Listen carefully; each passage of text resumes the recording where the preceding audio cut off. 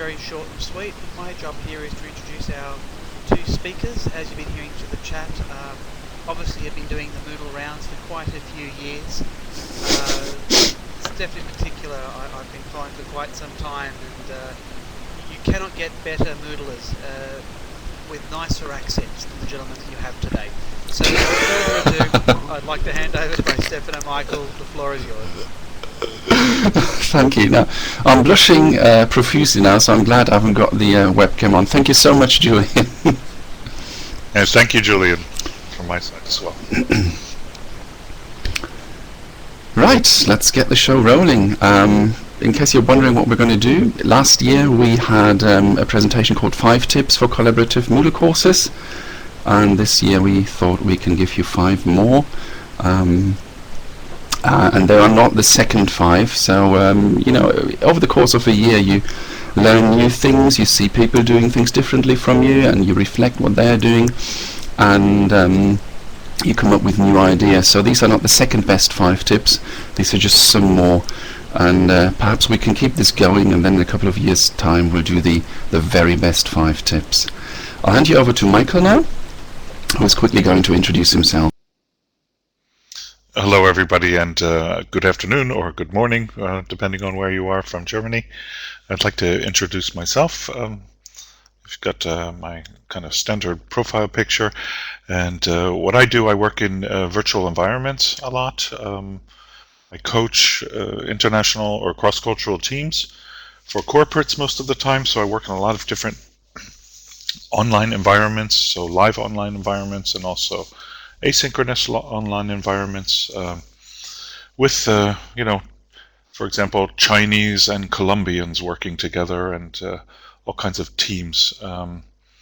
And what we do is we get them to think a little bit about the relationship level to their teamwork when working virtually, and to concentrate on trust building in the virtual environment where people might not ever physically meet each other, but still have to get a feeling that they know each other and work together. And so I'd like to offer some of the insights that I have gained through working with people in these environments to the Moodle context. And I also have several Moodles, and I'm an avid Moodler.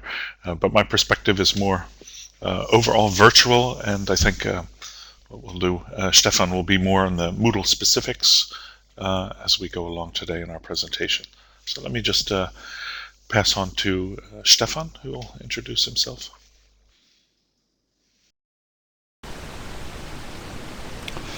Okay, hello there. This is what I look like sometimes if I've been in a very windy area, and Michael manages to take a nice picture of me. I work at the Volkshochschule Essen. Volkshochschule Essen is an adult education college. Essen is quite a big city. It's, I think, the 8th or 6th, so 7th largest city in Germany. We've got about, I never can do numbers, so you know, Germany's not quite small if you think about other cities like Frankfurt and things like that. So we're quite big. Our college is quite big too, and you can learn anything there. I work in the languages department, so obviously you can learn languages. I personally am responsible for the majority of the English courses, but I'm also looking after the Chinese, Croatian, Greek, Hungarian, Japanese, Russian, Turkish courses, and I've probably forgotten one of the languages I'm responsible for too. I used to be a teacher for German and English in England. I came back to Germany about 8 years ago because I told the story earlier, because I met my lovely wife at a wedding here, and I came back eventually.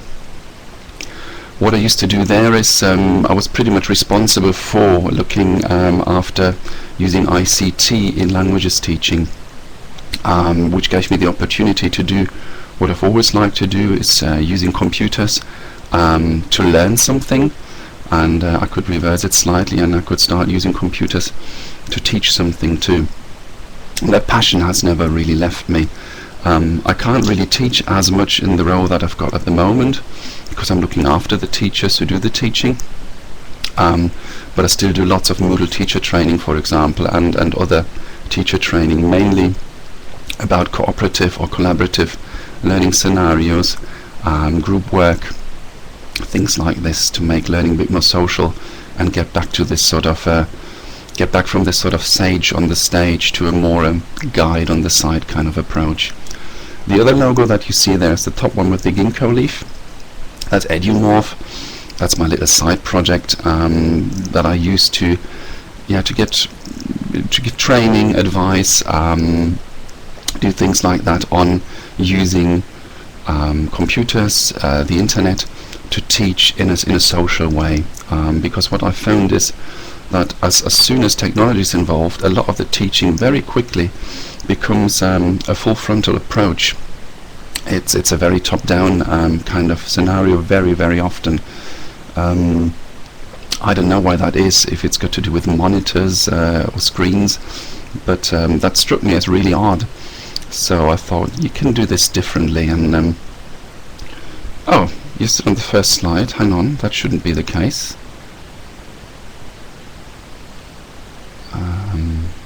Michael, while I'm talking, can you try and... there. I think... There. Is that better now? Sorry, I forgot to click the sync button. Thanks for pointing that out. For that.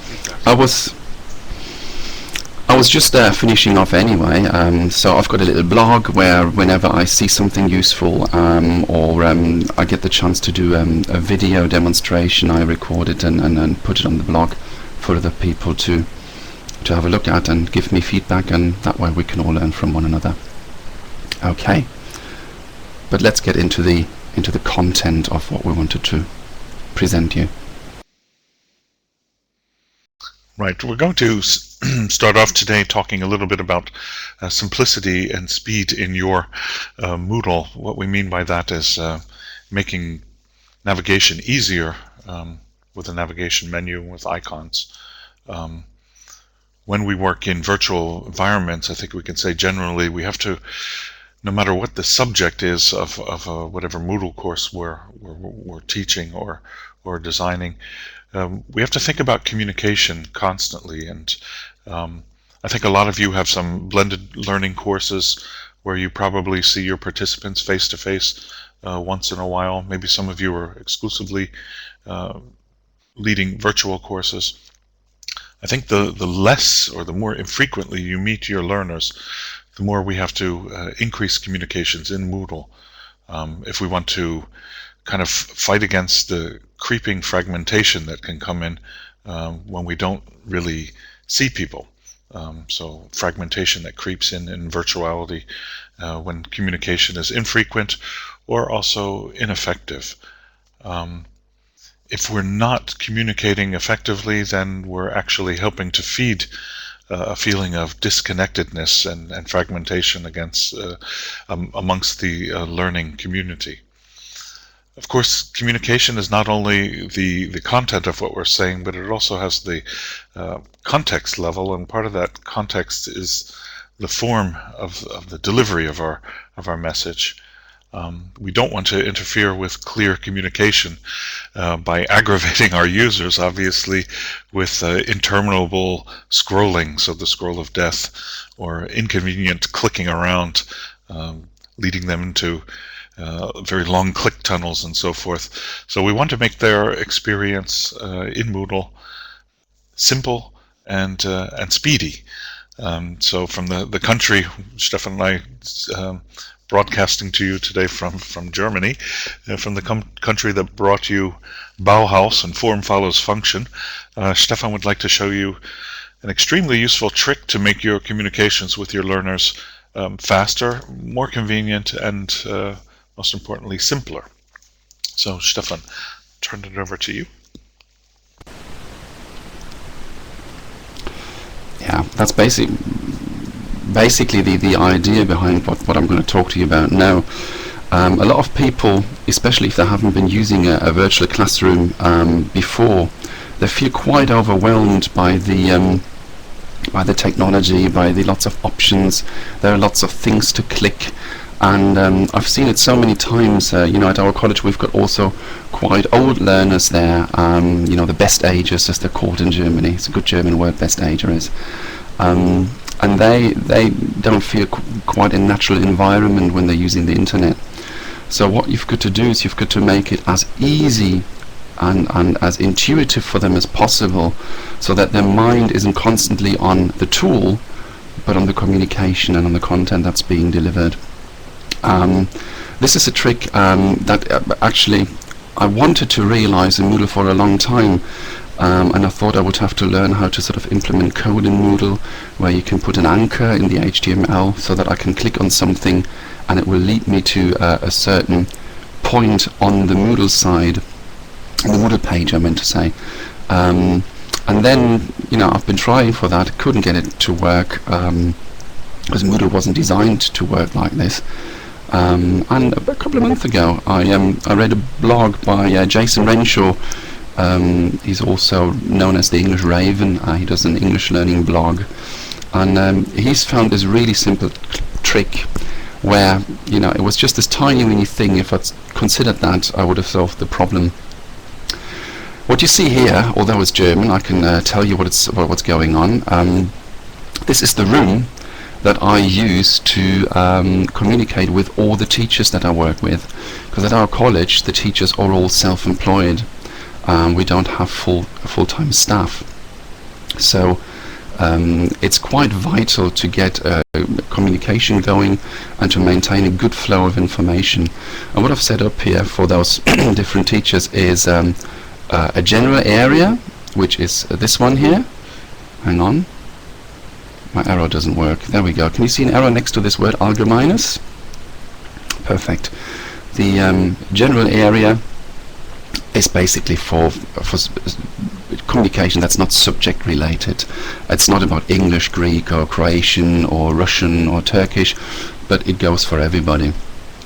The next section there is to get to know one another here. So you've got you can read the word bingo. A presentation of mine wouldn't be one of mine if the word bingo didn't feature, so I've gotten that out of the way now.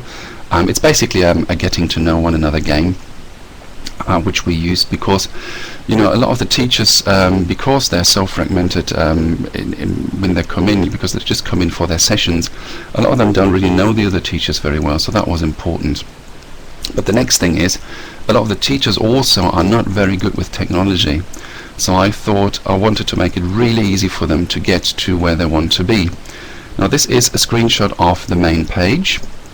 I moved English to the top because of the most teachers are for English, because it's just the biggest subject area. But I wanted them to be able to click on any of those flags, and then I wanted here at the top right underneath the general section, I wanted to appear the forum that's just for their subject area. So if you see here, this is what happens if you click on the Croatian flag. You see that the topic area 3 is the one that's being shown, and that's not because topic area 3 gets moved up, it's basically because all the other topic areas get switched off. What you need to do for this is basically pretty simple. I will still post, I haven't had a chance to do this, I will post the English version of the video and the German version for Ziggy, who doesn't speak a word of English, as you can see in the chat. We'll post those two videos, links to those videos in the Moodle room, in the course room, so that you can follow the procedure step by step. Just tell you how it works. The flags here at the top, I just used a table and then inserted those pictures into the table so that they're nicely spaced out and even. And then I just go back one slide. I right-clicked on here and copied the link, because this link is the link that you need to just show this one topic area. And I did this for all the different flags, and I then basically added a link to the flag, so that if you click on the flag, it opens the link, and the link basically means that you only have this one topic area there. So you could use it, you know, for various things. You could use it for having sections on the content of a session and then the collaboration about it, or you could use it to have sub-content. So if you're teaching a complex topic, you can have the subtopics on there, things like this. So this really has been incorporated into virtually all the courses that I prepare to hand over to my teachers. What happens at our college is basically that they request a course, and our courses come with a certain layout that will automatically ensure that the courses look reasonably nice, that they've got icons there, like the one that you see here at the top, that they've got icons that represent what's happening in the different topic areas and things like that. And it also now incorporates, if I know the topics, if I'm being given them, this kind of navigation bar. And it really has made it seriously easy for everybody there. Yeah, Mary, it's great, isn't it? So that was such a simple trick, and yeah, I couldn't get it to work to start with. What also helps is if they want the whole page because they don't know where something is and they need to scroll, you need to make it really, really easy for them that while they're scrolling, they very quickly find the section that they're looking for. So we always change the standard course section title to something meaningful. So it doesn't say section 1, but it says Deutsch, German, or it says English or Mathematik, because this is a Moodle course room that we use for our second chance education, where people have got a chance to regain, to redo, I should say, their school leaving qualifications. So they do a bit of scrolling still, and it makes it a lot easier to find where they need to be. And also, if you change these section names to something meaningful, it also means that you can straight away, in the navigation bar that you see here on the left, that you can go straight away to your course. You can go to the topics, you see that Deutsch and English again, and the other ones are further down. And then you can go straight, if you wanted, to the forum, or there's a resource explaining when you use going to express the future, things like that. So this has also arisen out of lots of years using Moodle and people finding it hard to do. And this navigation block really is one of the things that sold Moodle to me, because it does do such a lot for getting rid of the SOD, the scroll of death, which is great. The way to do that is very quickly. When you change the section, if you click on the little hand that gets you to change the section, you just deselect this, change this to something meaningful, enter an icon. If you want to, just raise your hand if you would like me to do that. I will include also a link where you can find those kind of icons that you can use for free, even without giving any credit at all. They're copyleft. So if you can see hands up, I will put this in the course. If not, I will just assume that you have got lots of resources to get pictures. Okay, that's 3. I will do this for 3 people. So John Yokasandhan, I'll probably mispronounce that, and Lynn, you will have that in the Moodle course room after the session. I will do that straight away. Also the Flickr Creative Commons search has been very, very helpful for being able to find pictures that you can use to highlight sections as well. Okay, I've talked for a very long time, so it's time for Michael's dulcet tones to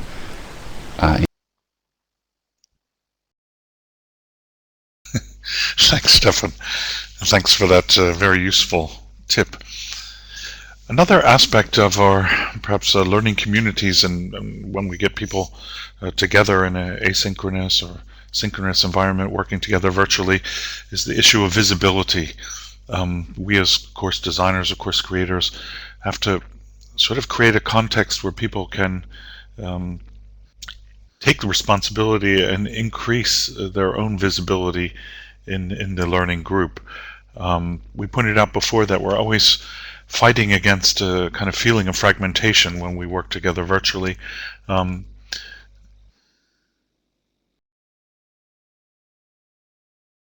Stefan, did you just do something? Hold on a second. Okay, this.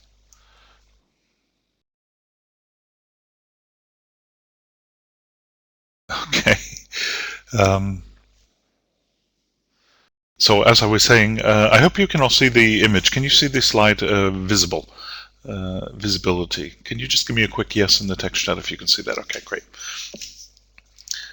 So as I mentioned, we need to create a context so that community members can express themselves to reveal the aspects of their identities that they feel are appropriate in the particular context that we've created in, for example, our Moodle. Stefan and I speak a lot about the importance of helping members express their identities to foster collaborative learning. Last year we did a presentation on trust here in the iMoot, and it's generally a major topic in all of the kind of workshops we deliver on collaboration and building trust. We used to pinpoint that this yellow Moodle smiley figure was your arch enemy, and we try to urge course facilitators to get their members to fill out profiles and upload face pictures. Of course, profile text and profile face pictures and some opportunities for providing people with options to express themselves. They're all important aspects for making personalities more visible and apparent. But now Stefan's going to show you about a more subtle way to increase visibility of your community members, of your learners in your Moodles. Yeah, Michael was talking about the profiles on your Moodle. Now, if you've got a large Moodle installation and you teach lots of different courses, for me it happened very, very quickly that I wanted people to see different things about me in different courses. So having one profile that was the same throughout Moodle in every course wasn't really the way forward for me, because just a quick example there, you can see this is a screenshot and it's got English written on it. Now, if I write my profile in English, then the German people might very much, might have problems understanding what I'm writing there, because the majority of people that we teach are, German speaking. But we also have international projects, and the majority of these people don't speak a word of German.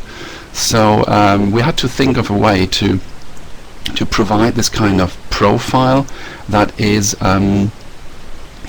course specific, and Ziggy's already spotted it. This is the Glossary Module, and basically what we've set up is a glossary that's called the Who's Who, and you can also see again that every activity gets its icon, so that when people click on the link, they see straight away have I clicked on the right one, because sometimes, especially on smaller screens, it's quite easy to click the item underneath the one that you wanted to click. So this is just one of those little things that makes it easier for people to see very quickly, am I in the right place? So every time they see this icon, they know that that they've reached the Who's Who. And if you can read the instructions, I'm not going to read them for you. Can I just have a raise of hands if you can read these, or if the screenshot is too small? So if you can read this, just raise your hand quickly for me. That would be great, because I hate people who read their slides to me. I would like to avoid that. Nobody's raising their hands, I think. No, 3 people have. Okay, so these 3 people have good eyesight, and the others are just too shy to raise their hand.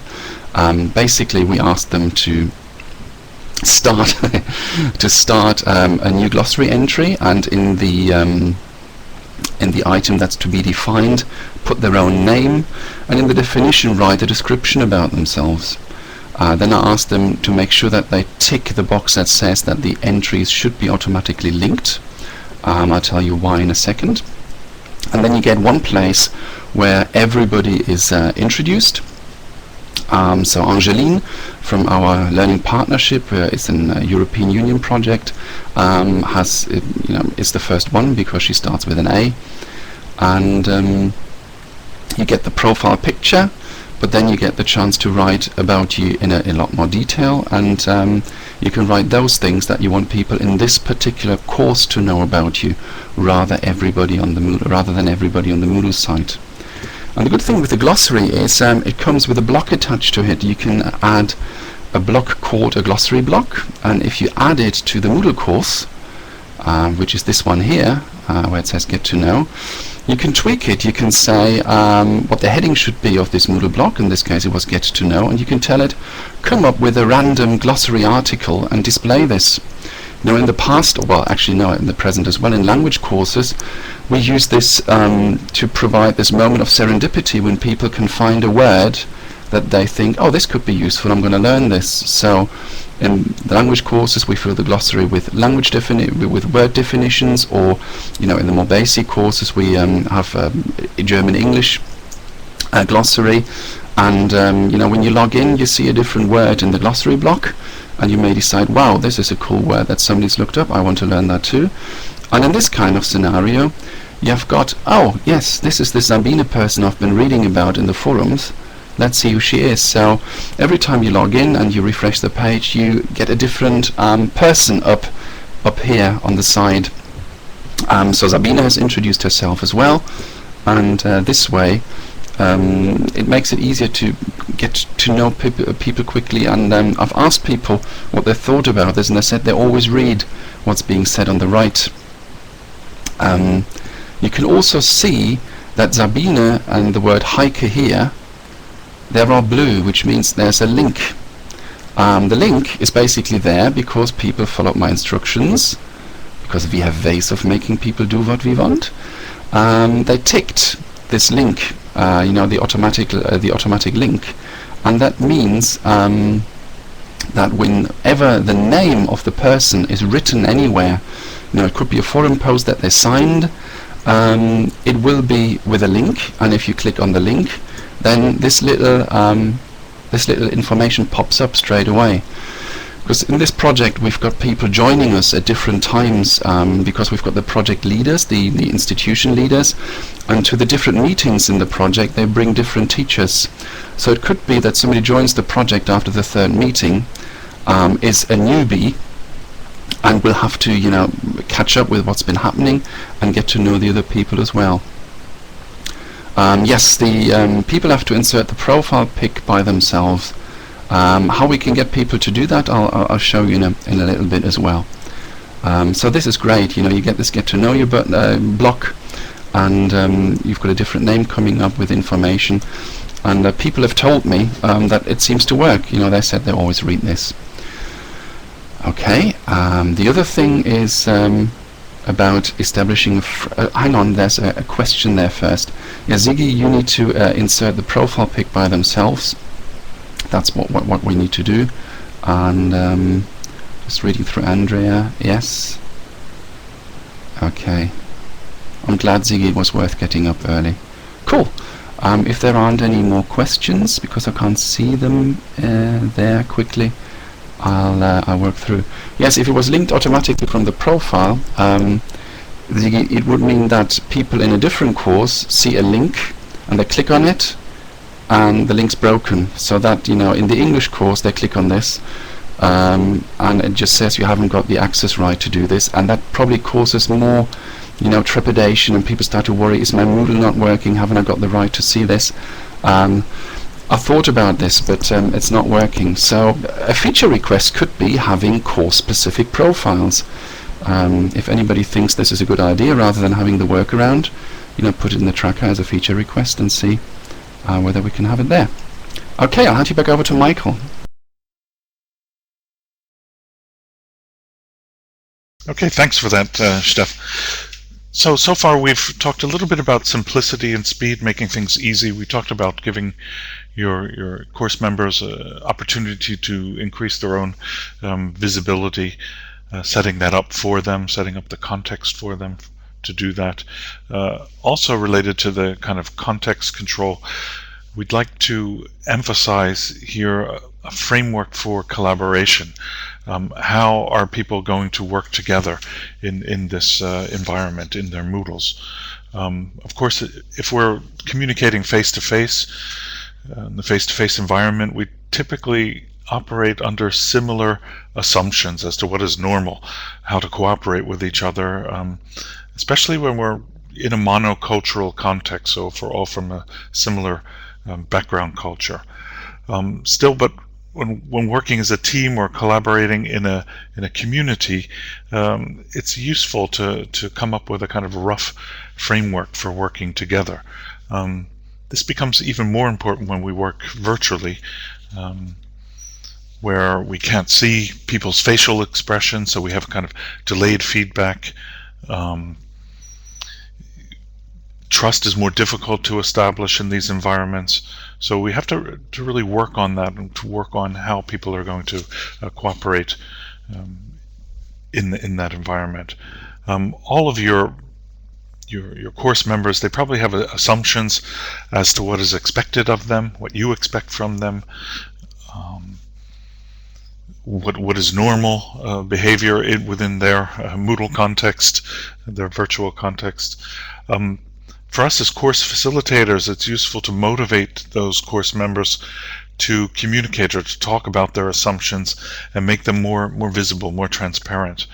I think you'll discover, especially if you work with diverse groups, culturally diverse groups, that those assumptions can vary wildly.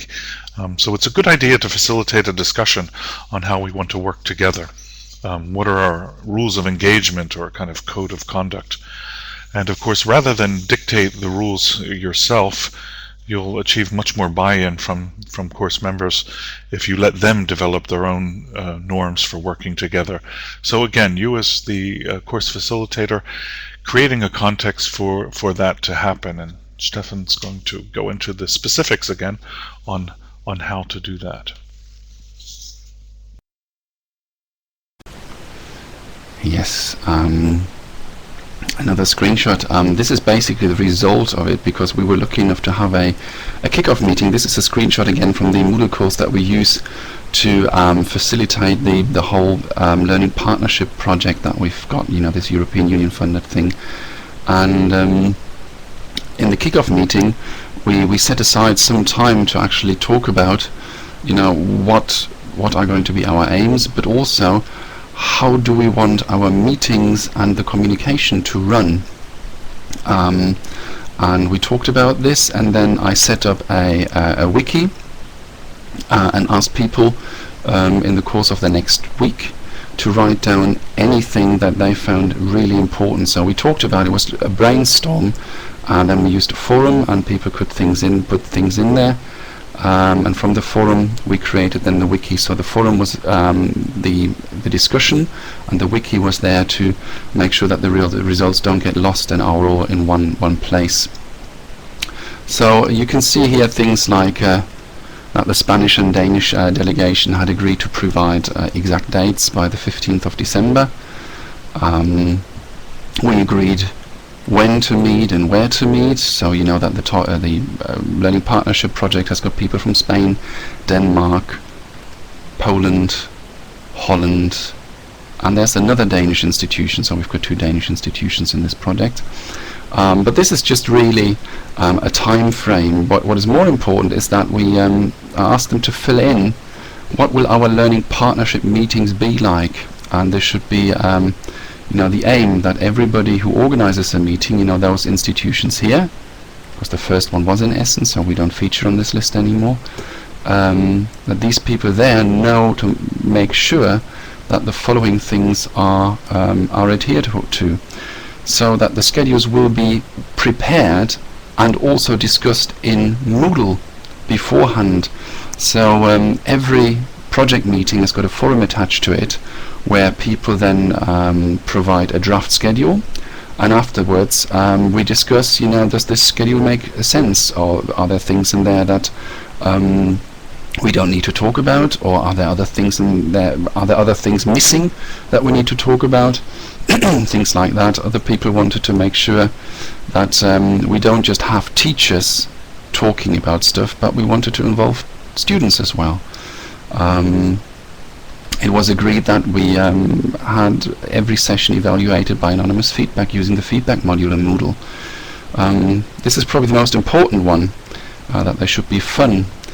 But the last two I was really proud of, because at the start, when we had our first project meeting, they weren't very keen on using a learning platform or a learning management system or any kind of platform to keep communication going between the project sessions, because people thought it was really difficult. So in the first project meeting, I demonstrated how Moodle does work, things like that, and somebody actually put, that every meeting should use Moodle to disseminate the results as well. So that was a little a little thing that I felt very proud of, and that should be inspiring, of course. So what you see there is just the result, really. But I've used these kind of things in university seminars in the first session, where I got them to write up like a code of conduct, you could say, or a codex.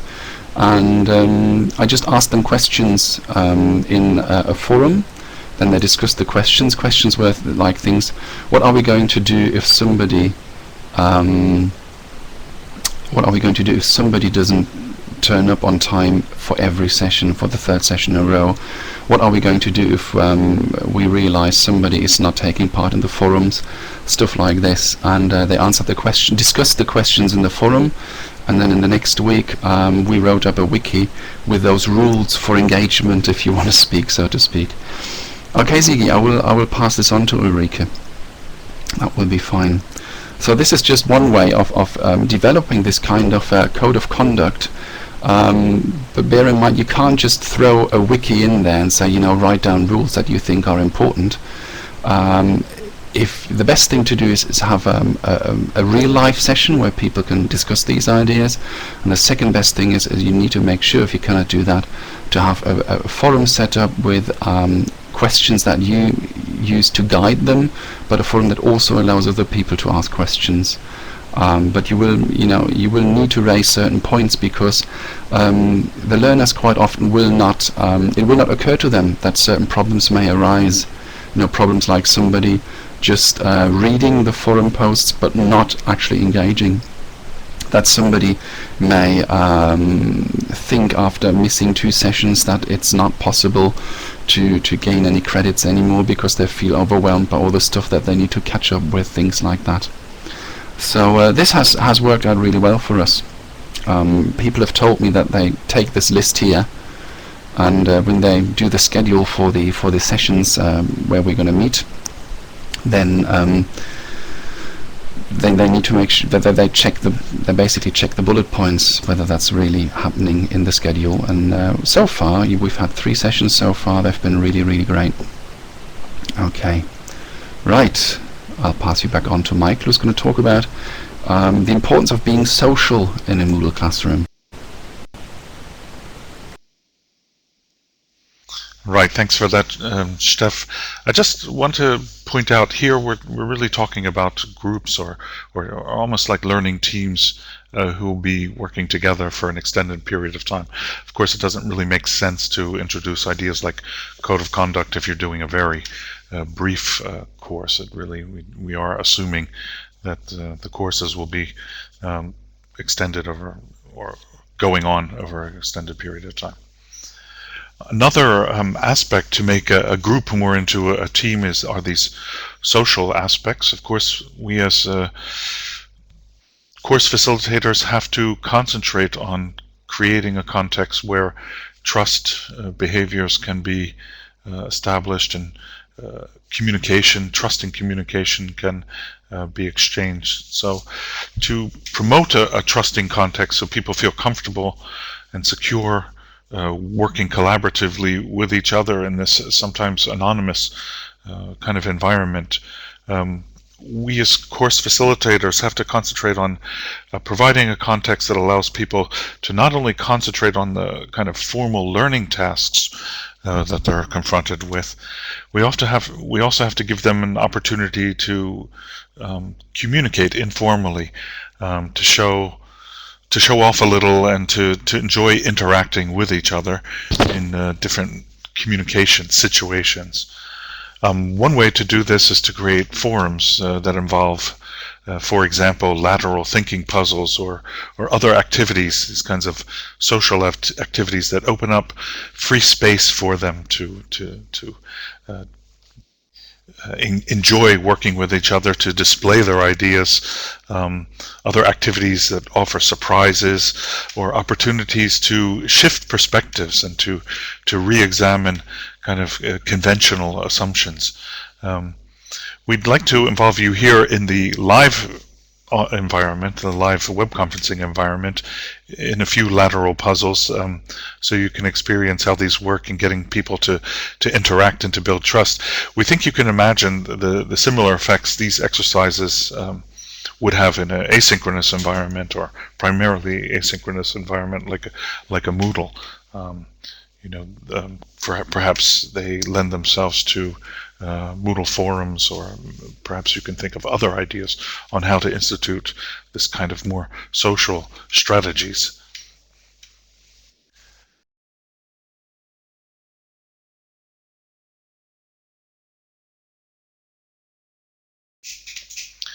I've got a lateral puzzle here, and I'd like to just sort of see what ideas you come up with. I would suggest, because of the number of people in here, that we use the text chat for this particular exercise. So I'll give you a little bit of time to type in your ideas for the resolution of this particular lateral puzzle. Any ideas?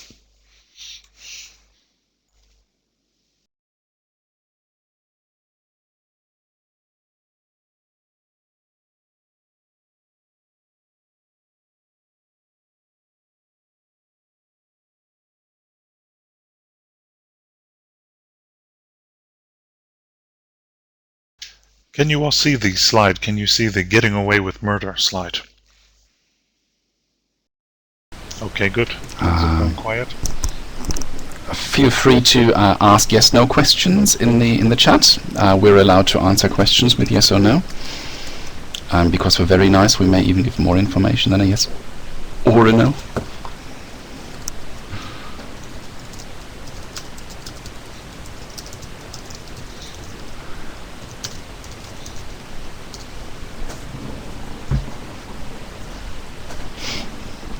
Okay, does the room have a window? No, it doesn't. No, it doesn't. No.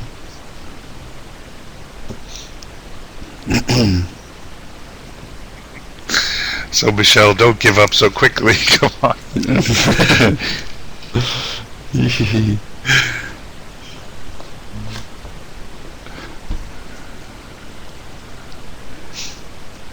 Why are you thinking? Why are you thinking it's the guard, Michelle?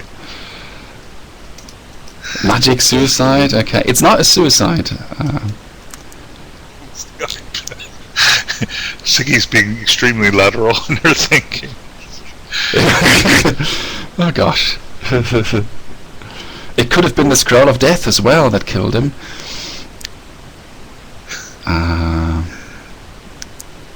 Marks with Ziggy. I'm not sure whether I want to win this iPad now that's on offer. Try asking more questions. Michelle's written that it's the guard. What makes you think this, Michelle? Was it just a guess, or has something led you to believe this?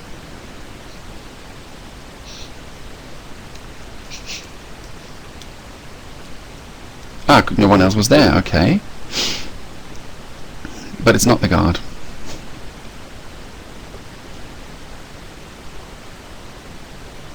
Okay.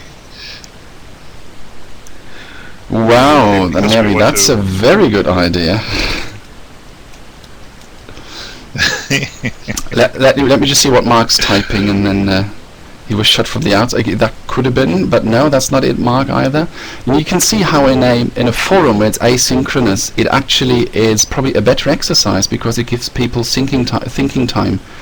And it sometimes helps to just read this, and then, you know, they may be on the tram on their way to work, say, you know, that's a good question, I could ask about it.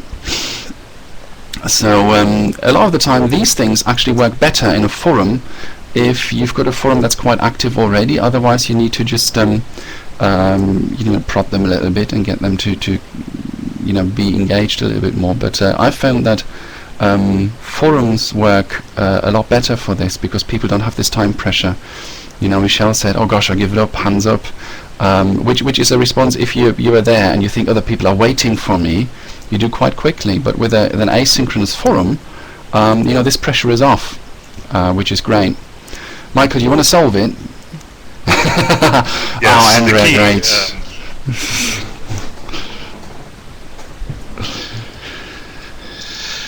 The key to this is that the room was actually an elevator. Have you just stepped into the elevator? Because I had a major echo there, Michael. I'm sorry. The key to this is that the room itself is an elevator. Okay.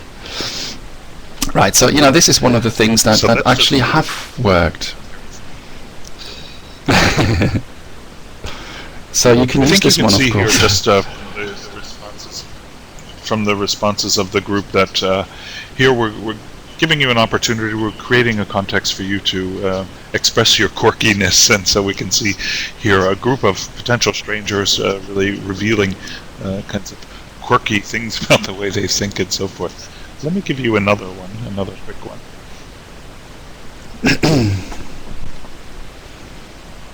So the question is, what was the original reason that little buttons were sewn on the sleeves of men's jackets? And again, same procedure. Please type into the text chat. So Siggy, if you know, yes, that's Mark's got it right away. Okay, so that one maybe we'll have to adjust to make it more difficult. That is true, Mark. Thank you. To stop men from wiping their noses on their sleeves. Very good, Mark.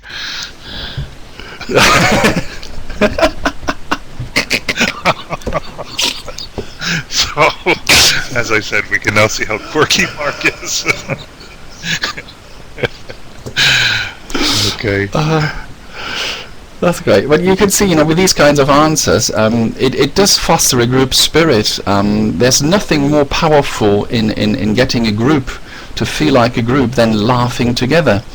It's such a great thing, and you know, these things have that effect. People can express their quirkiness, they can show how they think, and a lot of the time they can use humor, and it's brilliant. You know, when people laugh together, you're halfway there. Smashing.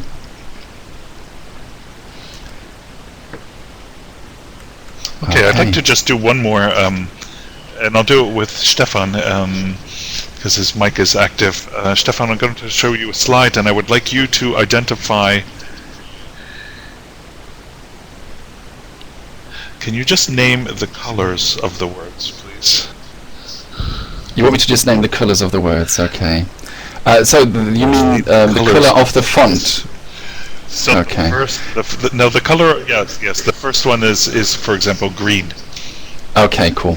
So green, red, blue, yellow, blue, black, red, blue, green, black, red, yellow, green, blue, black, blue, red, green. So Steve, that'll wake you up, right? You know what really helps is... Yeah. But what really works is take off your glasses. You can't read the words then, you just see the colours. Or just the settings of your screen. Right. Okay, cool. So, looking at the time, I think we'll go on to cake and pizza. Anybody up for cake? You want to introduce this topic, Michael? Yeah, sure. So, cake and pizza is all about giving members positive feedback to encourage the right behaviors in your Moodle environment. And funny as it seems, providing people with virtual food seems to be a universally effective and engaging strategy that we've found. Food directly appeals to the senses the way plain text just cannot do. And there are many opportunities in your Moodle courses to provide people with kind of micro-level feedback instead of giving a monumental feedback round every 6 months or so, but constantly adjusting people's behavior by giving them very small indications, very small positive feedbacks. Of course, we need to create a general culture of feedback within the Moodle to help people in their orientation in the learning community. This also works best when the fellow participants also feel empowered to provide feedback to each other, so creating a whole climate of mutual feedback. How exactly to provide peer-to-peer feedback, that could be a useful topic for the code of conduct that we talked about before, so establishing certain rules as to how to do that, or and handing over the discussion to the participants is a way to engage them in peer-to-peer feedback and empowers them to take on a more active role in shaping the Moodle course. So it's more relevant to them and also promotes more motivation to interact with each other. We think that once you've created a culture of feedback, things will take on an interesting life of their own in your Moodle course. Yeah, I mean this picture there of the... No, hang on, actually I'll use that one. Oh, great, there we go. That just reminds me, I'll be in Bruges in the summer in Belgium, because Michael tells me this is a Belgian cake. But one of the easiest way to do this is when you provide feedback, for example in a forum, when you let somebody know how useful the answer was, or how helpful somebody's been, or I told you that I pre-set up the Moodle courses for all the teachers that are using Moodle at our college, and it always features a helping one another forum or a help forum. I've started naming it now tips, tricks and help, and when somebody gives help in this kind of forum, we always try to get teachers to to give little virtual presents, where they, for example, then attach a picture of a piece of cake to the forum post, or if it's with the students, what always worked was a pint of Guinness with the lads, things like this. Thomas Lazic is going to do a presentation about gamification, and that is going to go a little bit, I think, in what I've done here. Sometimes you provide the reward afterwards, and sometimes I let people know that there is going to be a reward if you do something in Moodle.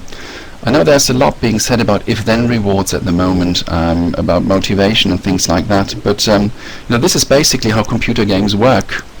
If you get really, really good, then you get an extra booster for your racing car, or you get an extra weapon to solve the next puzzle. And it's a little bit like that. That there is something there, and you can see here, I don't even tell people what it is. It just says it's the reward for anyone who's entered the details in there. So people are just curious, they want to know. Curiosity is one of the main features of us, and it works. And as Michael says, yes, you can't use alcoholic drinks in culturally diverse groups, but luckily everybody was alright with a Guinness in the seminar I taught. You can see here the prize. Does anybody know this video? This is just a screenshot, so I can't play it, but who put up your hand again if you know the song Somebody That I Used to Know, or as the farmers in the West Country in England say, some barley that I used to grow. Let me just see if I can see any hands up. There's just 2 people who know this video. Okay, I'll post the link. I'll post the link in the Moodle course then.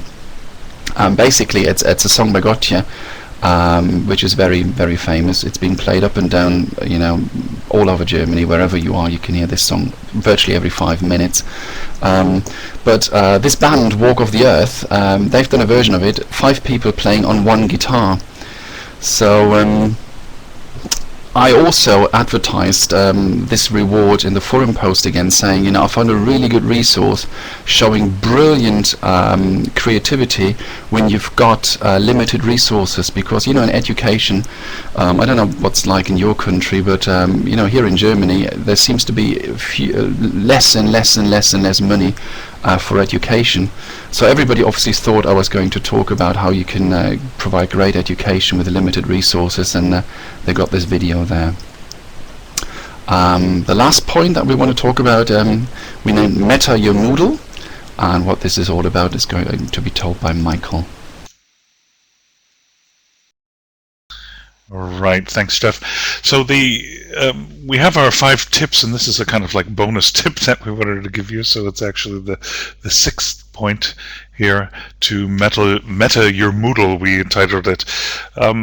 Basically, it's so easy to get caught up in creating great tasks as a course creator, and setting up all these different kinds of engaging learning events and so forth, that we sometimes forget to stand back and to look at everything from a distance, to look at what you've created from a distance, and to look at your community from a little bit of a distance. So we sometimes focus on the little things and are so down in the grass that we tend to neglect to ask what we're actually doing here in the larger scheme of things. If we want our learners to be truly engaged and collaborate with each other effectively, we need to step aboard the helicopter, so to speak, and view things from above. This kind of meta reflection is an integral part of our role as course facilitators. Seldom will a meta-level reflection discussion be initiated by participants. It really is our responsibility as course creators to do that, to take time out, to slow down, and to initiate a discussion with your participants, such as, you know, how are we communicating with each other? What are we doing, or what are we not doing that perhaps we should be doing in our course? Or scale questions on scale, like, you know, on a scale of 1 to 10, where are we now? How are we incorporating what we're learning by working together into our work? What have we discovered about the way we work together that we weren't aware of before?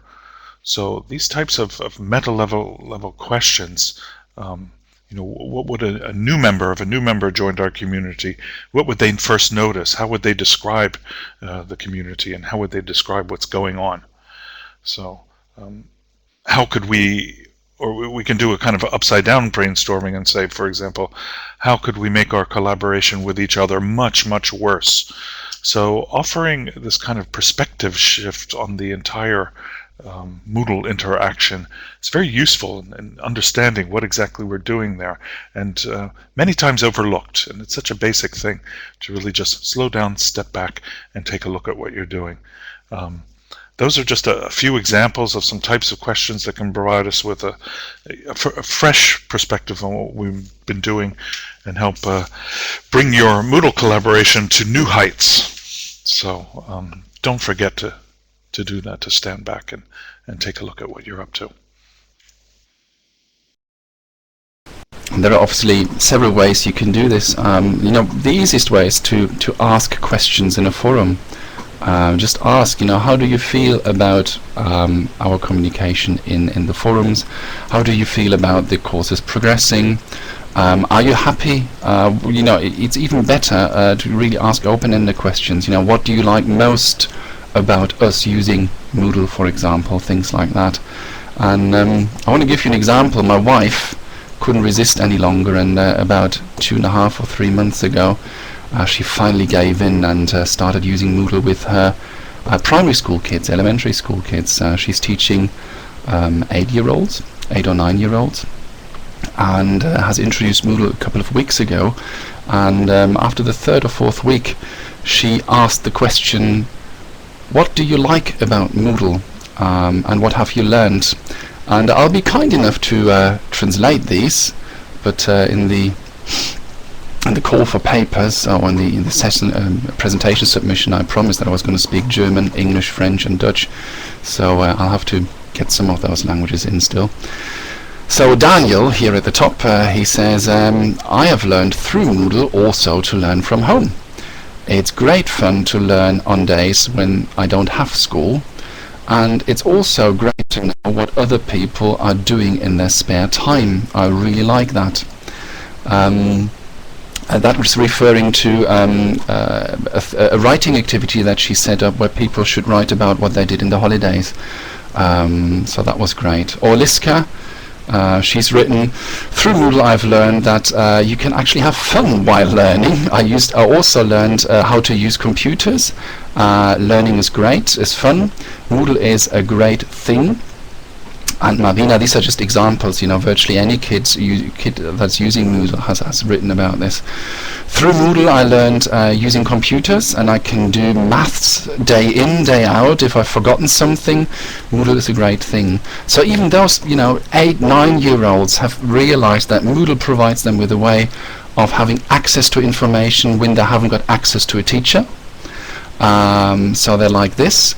They also seem to like the way that they're communicating, because they're saying, I know what other people have done in their spare time.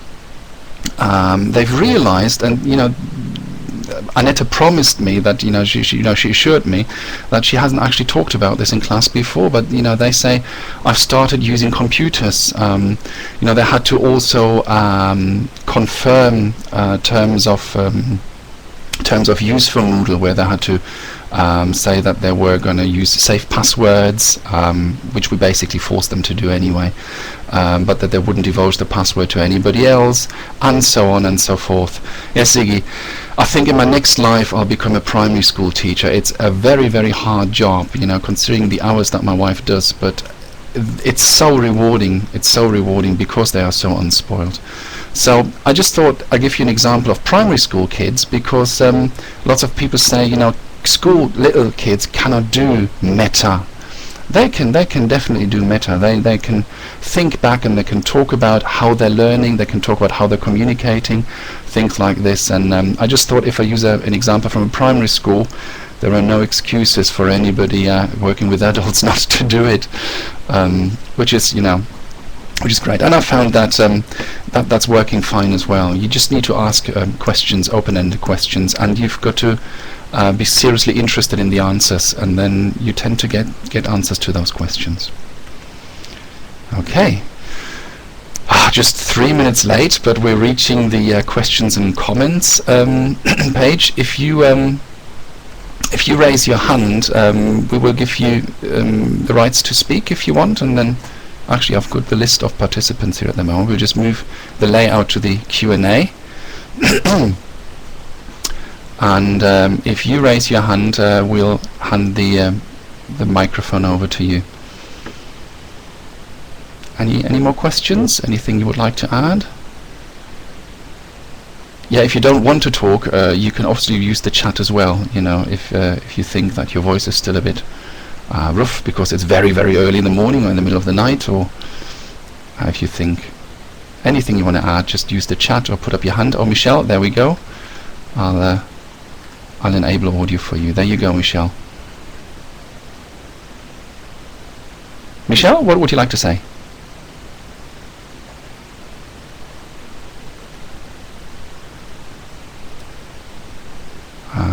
Have you enabled your microphone yourself, Michelle? I've given you the microphone, but we can't hear you. There is at the top of your screen, there is a microphone symbol that you need to click to be able to speak. Okay.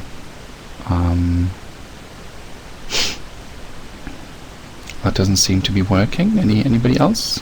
Oh yes. Okay. Don't worry. Just ask them.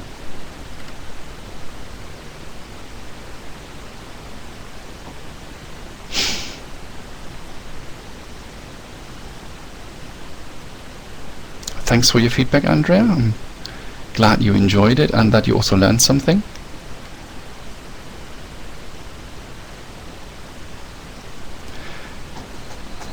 Yeah, Mark, I think you're right. I mean, I would love to have, but I wouldn't really call it eye candy. By the way, I mean, the way the iMoot site is designed, I think it's such a great showcase of using pictures, having a good, well, it's obviously a corporate identity as well, but you know, it's all consistent, and it's very easy to navigate. You know, I really like the way the iMoot site's up, and I don't know who's mainly responsible for it, but you know, everybody at Pukunui who's been doing this, you know, this is really a showcase of a wonderful Moodle. I love it. But going back, yeah, I can imagine this must be. That's the thing. If you use graphics, you've got to make them very often. You know, I'm going the lazy route. I try to find ready, you know, icons that are ready. But you must have been using, you know, Photoshop or GIMP like a wizard, for, you know, to creating all those brilliant icons with those little white men. It's great. But going back to Mark, I would love to see Moodle move into a direction where you've got, you know, things like a bit more Ajax still. You know, where things are a bit more intuitive. Where you got, you know, the drag and drop uploading plugin is brilliant, but that, you know, if that could become core in the future, that really is something that would be great, because it just makes using Moodle easier. And oh yes, of course it is. And if people can use Moodle really easily, then they can focus on the things that are really important. They will forget about the tool and start concentrating on the communication and the constructive learning that's going on there. Do collaboration and interaction mean to be equal? Now, collaboration is more than just interaction. I'm interacting with you if I tell you you are look very, very nice today. That's an interaction, but it's not really collaboration yet. But if you cannot have meaningful interaction, of course, then you will not be able to have collaboration. You know, Michael's always saying trust before task, and you can only develop trust if you've had meaningful interactions, and those meaningful interactions then are the basis for the collaboration afterwards. Just see whether I've got any more questions there. Sorry, I'm just going to quickly jump in there, and by no means Yes. do I want to stop the questions. Just before we lose too many people, my job is to obviously come in and say thank you. It's a fantastic session, certainly very thought-provoking, which is what I personally think are the best presentations to have. So thank both of you for your time and effort in this year's presentation. And I can't wait to see how you improve on it again for next year. I'm not sure you can. Please keep the questions going. We're not kicking you out by any means, but just before anybody disappeared, I wanted to make sure I thank our presenters, and hope you all enjoy the rest of iMoot. Thank you so much, Julian. It's great, and not just for our session, but you know, for everything that you and your team have been doing. It's wonderful. I don't mind at all having moved my holidays from this weekend to a different one. Yeah, Joe's got a very good point there. You know, not all teachers are great designers of courses, but you know, if they work together, they can share best practice. Oh, thank you, Michelle. That's great, thanks. Yeah, you're right, Yoga Sandan. It does take the pressure off individuals. I've started a little, you know, a Moodle meet, so to speak, which is every second month in a nice place where you've got free wireless LAN and very cheap drinks. And Mark actually knows the place because we went there after a conference, and yes, Moodle Meet would be good as well. It's like a Moodle meetup. And oh, sorry, Michael. Michael's feeling queasy now. But no, this is, you know, every 8 weeks or so we get the chance to meet in a nice place where people like to go anyway, and then use the Wi-Fi. There's free presentation screens, and we just show, you know, what we've been doing with our Moodles recently. And it's great because you get so many good ideas.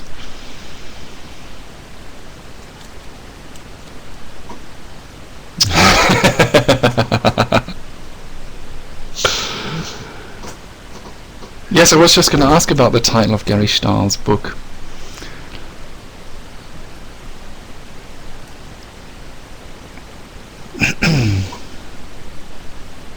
thank you, Michelle.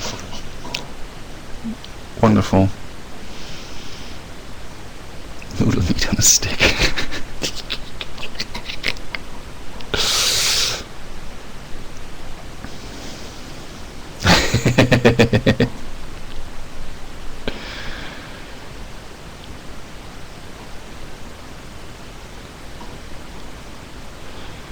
Yeah, but when it gets worse, it gets better. Thank you, Andrea. Thank you for coming. Group cognition, computers, excellent.